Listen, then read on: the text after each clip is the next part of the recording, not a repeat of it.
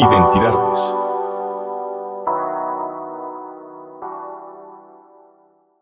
Bienvenidas, bienvenidos, bienvenides a un episodio más de Identidades, el podcast de la Secretaría de Cultura que realiza el Centro de Documentación e Investigación de las Artes. El día de hoy tenemos una invitada muy especial para nosotros para hablar de un tema muy importante, muy relevante en torno a la fecha que se avecina y que ya tenemos en puerta. Estamos con la maestra Gloria Mata, especialista en el feminismo, en las luchas por los derechos de las mujeres por más de 30 años. Un gusto que estés acá con nosotros. Gracias. Bueno, Gloria Mata es luchadora incansable por los derechos de las mujeres por más de 30 años. Quizás nos gustaría empezar desde ahí, Gloria, que nos compartas cómo iniciaste esta lucha para adentrarnos en el tema referente al 8M. Yo creo que iniciamos justamente desde el aprender qué era el concepto de género, de venir a Michoacán y trabajar con las mujeres rurales, campesinas, me empezar a relacionar con la red de Milenio Feminista, con la red de promotoras rurales, en fin, empezar a hacer un colectivo en Pátzcuaro para el trabajo con las mujeres. Yo creo que más allá de lo que uno aprende teóricamente, el contraste con las realidades te da, ¿no? La experiencia y un conocimiento distinto y a veces como mucho más certero, ¿no? De lo que estamos viviendo las mujeres como mujeres en los distintos ámbitos en donde nos desempeñamos. Claro. Y empezando en este contexto que nos mencionas, quisiera que nos comentaras a todo el público que es diverso, hombres, mujeres, adolescentes, niñas, niños, ¿por qué esta importancia del 8M? Quizás algunos lo toman sobre una sola línea teórica, otros lo toman sobre una sola idea de manifestación, pero quizás que nos compartas una concepción que pueda integrar esto y que nosotros, quienes estamos de este lado, todo el público, podamos comprenderlo más allá de dos conceptualizaciones. Yo creo que hablar del 8 de marzo es hablar por una parte de la cuestión de derechos humanos.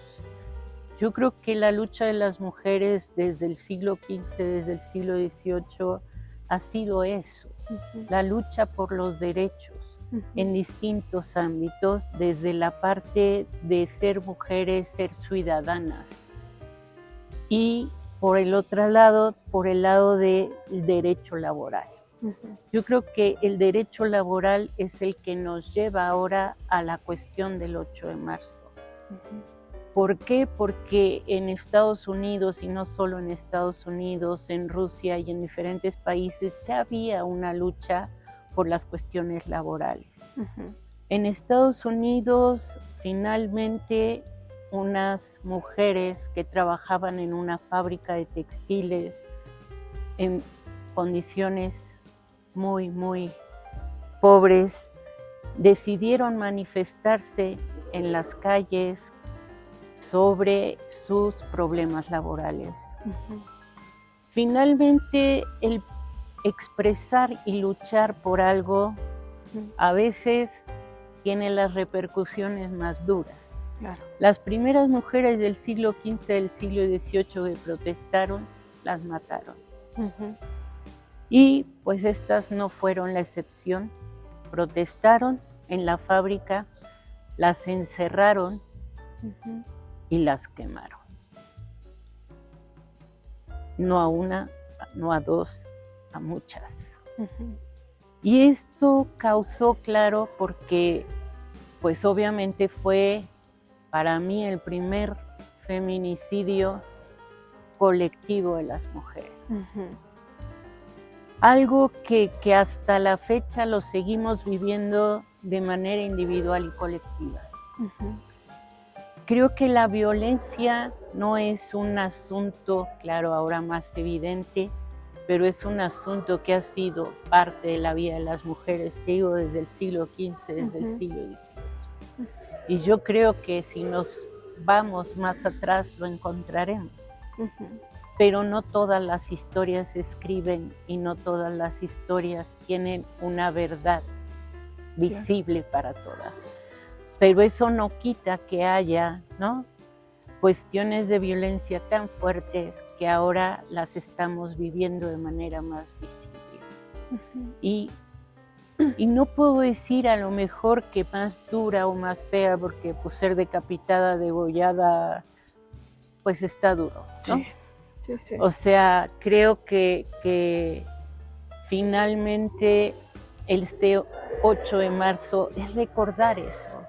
Es recordar que las mujeres compartimos un mundo, sí, con los hombres, que afortunadamente algunos ya van, ¿no?, como agarrando conciencia, y eso lo aplaudo enormemente, aunque todavía falta mucho por hacer. Qué bueno que nos das este panorama y este contexto, porque muchas personas, incluidas no solamente hombres, sino mujeres, es feliz día. Hay una felicitación, que la pases bonito, hay frases. ¿Cómo decirle a las personas sí está bien, pero no es un día para felicitar? No, porque es un día para conmemorar, para recordar lo que ha sido la lucha de las mujeres, lo que ha sido la pelea de las mujeres por sus derechos, y que es un día de recuérdenlo.